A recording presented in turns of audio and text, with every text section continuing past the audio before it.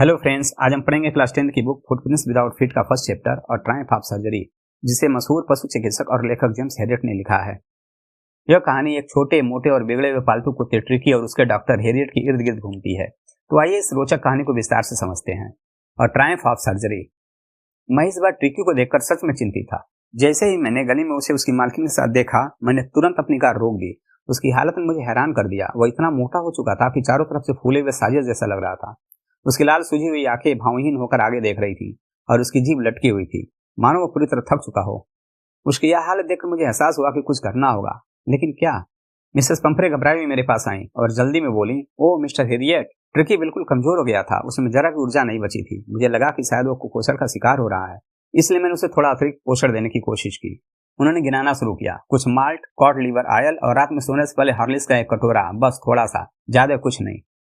लेकिन उनके थोड़ा सा कहने पर मैं हैरान था। ट्रिकी की हालत देखकर साफ थी कि यह थोड़ा सा उसके लिए बहुत ज्यादा हो चुका था। मैंने गंभीर स्वर में पूछा, "और क्या आपने मीठी चीजों में कटौती की, जैसे कि मैंने आपको बताया था?" मिसेस पंफरे ने थोड़ी हिचकिचाहट के साथ जवाब दिया, "ओ हाँ, मैंने थोड़े समय के लिए कोशिश की थी, लेकिन वो इतना कमजोर लग रहा था कि मेरा दिल पिघल गया।" उन्होंने दुखी होकर आगे कहा, "उसे क्रीम केक और चॉकलेट बहुत पसंद है और मैं उसे मना करने की हिम्मत नहीं जुटा पाई। वो इतनी मासूमियत से देखता था, मैं खुद को रोक ही नहीं सकी।" मैंने ट्रिकी की हालत की तरफ इशारा किया। यह सिर्फ लाड प्यार नहीं था, बल्कि उसकी सेहत के लिए खतरा बन चुका था। मैंने दोबारा ट्रिकी की ओर देखा।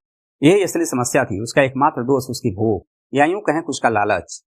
ट्रिकी ऐसा कुत्ता नहीं था जो कभी भी खाने से इनकार करे। दिन हो या रात, अगर उसे खाने को कुछ मिलता तो वह बिना सोचे समझे गप कर जाता। लेकिन असली चिंता सिर्फ यही नहीं थी। मैं उन सभी चीजों के बारे में सोच रहा था जो मिसेस पंफरे ने मुझे नहीं बताई थी। अगर वह उसे क्रीम केक और चॉकलेट खिलाने की बात कबूल कर रही थी, तो यकीनन और भी बहुत कुछ होगा जिसे छुपाया जा रहा था। मैंने गंभीरता से पूछा, "क्या आप उसे ठीक से व्यायाम करा रही हैं?" मिसेस पंफरे ने थोड़ा असहज होकर जवाब दिया, "अच्छा, जैसे कि आप देख सकते हैं, वह मेरे साथ छोटी मोटी सैर पर जाता है, लेकिन..." उन्होंने एक लंबी सांस ली और सफाई देने लगी। "हमारा माली हॉजकिन लंबे समय से लुम्बेगो यानी पीठ दर्द से परेशान है, इसीलिए हाल ही में ट्रिकी के लिए रिंग फेंकने का खेल भी नहीं हो पाया।" मैंने ट्रिकी की ओर देखा। यानी ना तो दौड़ना, ना खेलना और ऊपर से बेहिसाब खाने की आदत। यह कोई चौंकाने वाली बात नहीं थी कि उसकी हालत इतनी बिगड़ चुकी थी। मैंने अपनी आवाज को जितना हो सके गंभीर बनाते हुए कहा, "अब मैं सच में कह रहा हूँ, अगर आपने तुरंत उसके खाने में कटौती नहीं की और उसे ज्यादा व्यायाम नहीं कराया तो वाकई में गंभीर रूप से बीमार हो जाएगा।" मैंने मिसेस पंफरे की आंखों में देखा और सख्त लहजे में जोड़ा, "आपको अपने दिल को कठोर करना होगा। ट्रिकी को अब एक सख्त डाइट पर रखना ही पड़ेगा, वरना परिणाम अच्छे नहीं होंगे।" मिसेस पंफरे ने बेवश होकर हाथ फेरते हुए कहा, "ओह, मैं कोशिश करूंगी मिस्टर हेरियट। मुझे यकीन है कि आप सही कह रहे हैं, लेकिन यह बहुत मुश्किल है, बहुत ही मुश्किल।" इस बीच ट्रिकी सड़क पर आगे बढ़ रहा था, सिर झुकाए, मानो नए नियमों को तुरंत अपनाने के लिए तैयार हो। मैंने चिंतित निगाहों से उसकी हालत देखी। वह अपनी छोटी सी ट्वीट कोट में लड़खड़ा रहा था। हाँ, उसके पास कोट्स की पूरी अलमारी थी, ठंडे मौसम के लिए अलग, बारिश के लिए रेन कोट अलग। लेकिन इस वक्त उसका पहनावा नहीं, बल्कि उसकी हालत चिंता का विषय थी। ट्रिकी धीरे धीरे आगे बढ़ता रहा, अपने हार्नेस में डगमगाते और संघर्ष करते हुए। मैंने गहरी सांस लिया और सोचा, मिसेस पंफरे की अगली कॉल ज्यादा दूर नहीं है, वह जल्दी ही मुझे दोबारा बुलाने वाली हैं। और वही हुआ जिसकी मुझे उम्मीद थी। कुछ ही दिनों में मिसेस पंफरे की घबराई हुई कॉल आ गई। "मिस्टर हेरियट, यह भयानक है। ट्रिकी कुछ भी नहीं खा रहा है।" उनकी आवाज घबराहट से कांप रही थी। "उसने अपना पसंदीदा व्यंजन तक ठुकरा दिए," उन्होंने हताशा में कहा। लेकिन इतना ही नहीं था, उसे उल्टी के लगातार दौरे पड़ रहे थे। पूरा दिन वह बस गलीचे पर पड़ा रहता, हाँफता रहता, बिल्कुल निढाल। न उसे सैर पर जाने की इच्छा थी, न खेलने की, न ही किसी चीज में कोई रुचि। मैंने गहरी सांस ली। यह सिर्फ भूख हड़ताल नहीं थी, ट्रिकी सच में गंभीर रूप से बीमार हो चुका था। मैं पहले से ही अपनी योजना बना चुका था। ट्रिकी को बचाने का बस एक ही तरीका था, उसे कुछ समय के लिए इस लाड़ प्यार भरे माहौल से निकालना होगा। मैंने गंभीर स्वर में कहा, "उसे ठीक होने के लिए निगरानी में रखना होगा। कम से कम 2 सप्ताह तक उसे अस्पताल में भर्ती करना पड़ेगा।" मिसेस पंफरे का चेहरा फक पड़ गया। उनकी आंखें डर और चिंता से भर गईं। "अस्पताल में पूरे 15 दिन?" उन्होंने लगभग हड़बड़ाते हुए कहा। उन्हें पूरा यकीन था कि अगर वह ट्रिकी को हर दिन न देख पाई तो बेचारा कुत्ता तड़प कर मर जाएगा। लेकिन मुझे पता था, अगर उसे बचाना था तो यह करना ही होगा। लेकिन इस बार मैंने कोई नरमी नहीं बरती। ट्रिकी की हालत बहुत गंभीर थी और उसे बचाने का यही एकमात्र तरीका था। मैंने बिना समय गंवाए फैसला किया कि उसे तुरंत ले जाना होगा। मिसेस पंफरे फूट फूट कर रो पड़ी, लेकिन मैं मजबूती से खड़ा रहा। मैंने छोटे ट्रिकी को एक कंबल में लपेटा और कार की ओर बढ़ गया। फिर अचानक पूरा घर जैसे जाग उठा। नौकर, चाकर, नौकरानियां सब दौड़ने लगे। कोई उसका दिन का बिस्तर ला रहा था, कोई रात का, कोई उसे पसंदीदा कुशन, खिलौने, रबर के छल्ले, नाश्ते का कटोरा, दोपहर के खाने का कटोरा, रात के खाने का कटोरा। मैंने चारों ओर देखा और महसूस किया कि मेरी कार में यह सब कुछ कभी नहीं समा सकता था। बिना कोई और वक्त बर्बाद किए मैंने कार स्टार्ट की और चल पड़ा। जैसे ही कार आगे बढ़ी, मिसेस पंफरे ने खिड़की से ट्रिकी के छोटे छोटे कोटों का एक गुच्छा मेरे ओर उछाल दिया। मोड़ पर घूमने से पहले मैंने कार के शीशे में देखा, हर व्यक्ति आंसुओं में डूबा हुआ था। सड़क पर निकलते ही मेरी नजर बेचारे हाफते हुए ट्रिकी पर पड़ी, जो मेरे बगल की सीट पर दयनीय हालत में पड़ा था। मैंने हल्के से उसका सिर थपथपाया। उसने अपनी पूंछ हिलाने की कोशिश की, लेकिन वह भी उसके लिए बहुत ज्यादा था। बेचारा छोटा दोस्त, मैंने नरमी से कहा, तुम्हारे अंदर जरा भी जान नहीं बची, लेकिन मुझे लगता है कि मुझे तुम्हारे लिए सही इलाज पता है। सर्जरी पहुंचते ही माहौल पूरी तरह बदल गया। दौड़ते भागते मस्ती में मचलते दूसरे कुत्ते ट्रिकी के चारों ओर घूम रहे थे। वे उछल कूद रहे थे, इधर उधर भाग रहे थे, एकदम जोश से भरे हुए। लेकिन ट्रिकी, उसने सुस्त आंखों से पूरे दृश्य को देखा, कोई प्रतिक्रिया नहीं दी। जैसे ही मैंने उसे नीचे रखा, वह सीधे कालीन पर गिर पड़ा, बिल्कुल निढाल, बिना कोई हरकत किए। बाकी कुत्ते ने कुछ पल उसे सूंघा, जांचा, लेकिन फिर फैसला कर लिया, अरे ये तो बस कोई निर्जीव चीज है, और फिर उसे पूरी तरह से अनदेखा कर दिया। मैंने ट्रिकी के लिए एक आरामदायक गर्म बॉक्स तैयार किया, ठीक वहीं जहां बाकी कुत्ते सोते थे। उसकी हालत इतनी खराब थी कि मैंने उसे 2 दिन तक कोई खाना नहीं दिया, बस पीने को ढेर सारा पानी दिया।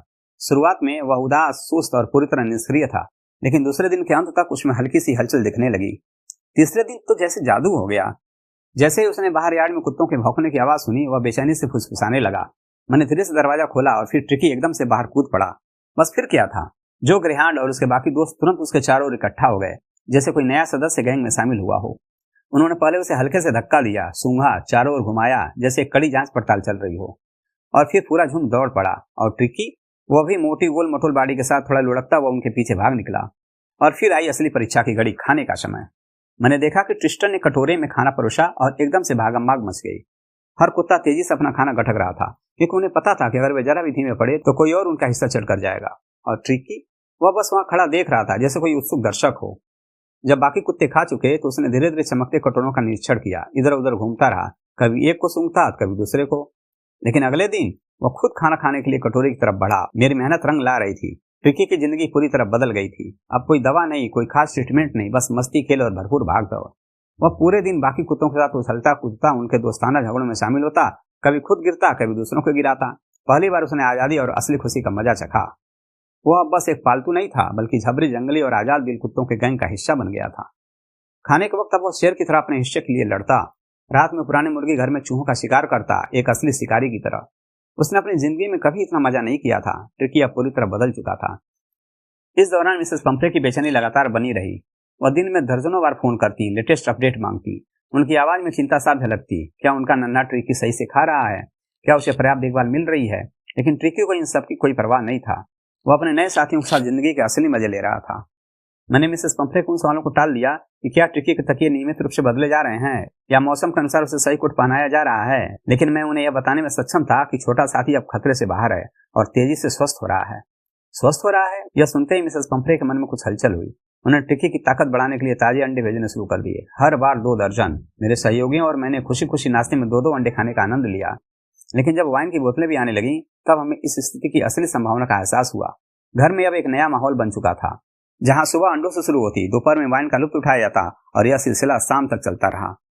ट्रिकी के इलाज के बहाने हम सभी एक अनोखे आरामदायक दौर से गुजर रहे थे, और यह सोचकर मुस्कुराते थे कि शायद ट्रिकी से ज्यादा हम ही स्वास्थ्य लाभ कर रहे थे। हमारे लिए यह कल्पना से परे था जब ब्रांडी भी ट्रिकी का रक्त समृद्ध करने के लिए भेजी गई। पहली बार जब ब्रांडी की बोतल खोली गई तो हम सब ने घूर कर देखा, जैसे वह किसी जादू की औषधि हो। कुछ ही समय में हम इसे सूंघने लगे, फिर चखने लगे और आखिरकार इसे पूरी श्रद्धा से स्वीकार भी कर लिया। रात का समय खास होता था। आग के चारों ओर बैठकर हम धीरे धीरे ब्रांडी का आनंद लेते, गहरी बातचीत करते और हंसी मजाक में खो जाते। यह एक ऐसी विलासिता थी जिसकी हमने कल्पना भी नहीं की थी। ट्रिकी को हमेशा के लिए अपने पास रखने का प्रलोभन बहुत था। उसकी चंचलता और मासूमियत ने हम सबका दिल जीत लिया था। लेकिन मैं जानता था कि मिसेस पंफ्रे उसके बिना कितनी पीड़ा में थी। आखिरकार 2 सप्ताह बाद मैंने फोन किया और उन्हें सूचना दी कि ट्रिकी पूरी तरह स्वस्थ है और आप उसे ले जा सकती हैं। मैंने अनुमान भी नहीं लगाया था कि उनकी प्रतिक्रिया इतनी त्वरित होगी। कुछ ही मिनटों में सर्जरी के बाहर लगभग 30 फीट लंबी राजसी अंदाज में चमचमाती काली कार खड़ी थी। चालक ने झटके से दरवाजा खोला और अंदर झांकते ही मैंने मिसेस पंफ्रे की धुंधली आकृति को देख सका। वह बेहद व्याकुल दिख रही थी। उनके हाथ उनके सामने कसकर जकड़े हुए थे और उनके होठ लगातार कांप रहे थे। उनकी आंखों में एक बेचैनी थी, जैसे कि वो किसी अनहोनी की आशंका से घिरी हों। उनकी आवाज एक धीमी थरथराती प्रार्थना जैसी थी। ओ मिस्टर हैरियट, मुझे सच बताइए, क्या वो वास्तव में बेहतर है? मैंने मुस्कुराकर उन्हें आश्वस्त किया। हाँ, वो पूरी तरह ठीक है, बिल्कुल पहले से भी अधिक स्वस्थ और चंचल। उन्होंने राहत की एक लंबी सांस ली, लेकिन फिर भी गाड़ी से बाहर आने का प्रयास नहीं किया। शायद वह ट्रिकी को देखने की अधीरता और डर के मिश्रण से जूझ रही थी। मैंने तुरंत कहा, आपको बाहर आने की कोई जरूरत नहीं है, मैं अंदर जाकर उसे ले आता हूँ। उनकी आंखों में एक कृतज्ञता की चमक उभरी। मैं मुड़ा और भीतर गया, जहाँ ट्रिकी अपने पूंछ हिलाते हुए उछल कूद रहा था। उसे देखते ही मुझे एहसास हुआ कि यह विदाई जितनी मेरे लिए थी उतनी ट्रिकी के लिए भी, लेकिन यह एक सुखद विदाई थी, एक नई शुरुआत की तरह। जैसे ही मैं बगीचे में पहुंचा, सामने का दृश्य किसी खुशहाल चित्र से कम नहीं था। कुत्तों का एक झुंड लान पर तेजी से दौड़ रहा था, हवा में कुलासे भरता हुआ, और उनके बीच ट्रिकी पूरी तरह से बदल चुका। उसके कान हवा में फड़फड़ा रहे थे, पूंछ उत्साह से लहरा रही थी और उसकी सुनहरी चमकती आकृति किसी विजयी योद्धा की तरह दिख रही थी। 2 हफ्तों में ही वह एक दुबला पतला और मजबूत चुस्त जानवर बन चुका था। वह झुंड के साथ कदम से कदम मिलाकर दौड़ रहा था, अपनी पूरी ताकत झोंकते हुए जमीन से कुछ ऊपर उछल रहा था। जैसे ही मैंने उसका नाम पुकारा, वह तेजी से मेरे पास आया। उसकी ऊर्जा और जीवन शक्ति देखकर मेरे चेहरे पर मुस्कान आ गई। मैं उससे सामने के मार्ग से होते हुए कार की ओर ले गया, जहां चालक पहले से ही दरवाजा खोले खड़ा था। और फिर वह क्षण आया जिसकी मिसेस पंफ्रे बेसब्री से इंतजार कर रही थी। जैसे ट्रिकी ने उन्हें देखा, उसने एक जोरदार छलांग लगाई और सीधे मेरे बाहों से निकलकर उनकी गोद में जा गिरा। ओह, वह अचानक चौंक गई, लेकिन तुरंत अपने आप को संभालने लगी, क्योंकि ट्रिकी उन पर पूरी तरह झपट पड़ा था। उनका चेहरा चाट रहा था, खुश होकर भौंक रहा था, जैसे वो अपनी सारी भावनाएं उन चंद सेकंडों में उड़ेल देना चाहता हो। इस पूरे उत्साह के बीच मैं और चालक कार में बिस्तर, खिलौने, कुशन, कोट और कटोरे रखने लगे। वे सभी चीजें जो मिसेस पंफ्रे ने भेजी थी, लेकिन ट्रिकी को उनकी जरूरत कभी महसूस नहीं हुई। जैसे ही कार दूर जाने लगी, मिसेस पंफ्रे खिड़की से बाहर झुक गईं। उनकी आंखें खुशियों से भरी थी, लेकिन उनके होठों पर एक गहरी कृतज्ञता थी। उनकी आवाज भावनाओं से कांप रही थी जब उन्होंने कहा, ओ मिस्टर हैरियट, मैं आपको कभी कैसे धन्यवाद दे सकती हूँ। यह सर्जरी की सबसे बड़ी जीत है। मैंने हल्की मुस्कान के साथ उन्हें विदा किया, मन ही मन सोचते हुए यह सच में एक जीत थी, लेकिन सिर्फ सर्जरी की नहीं, बल्कि जीवन और खुशियों की भी। तो दोस्तों, अ ट्रायम्फ ऑफ सर्जरी हमें एक जरूरी सीख देती है। जरूरत से ज्यादा प्यार और देखभाल कभी कभी नुकसानदायक भी हो सकती है। यह कहानी हमें बैलेंस लाइफस्टाइल और अनुशासन की अहमियत सिखाती है। तो अगले वीडियो में एक नए चैप्टर के साथ फिर मिलते हैं। तब तक पढ़ते रहें, सीखते रहें और देखते रहें अपना channel the grammar age. Thank you.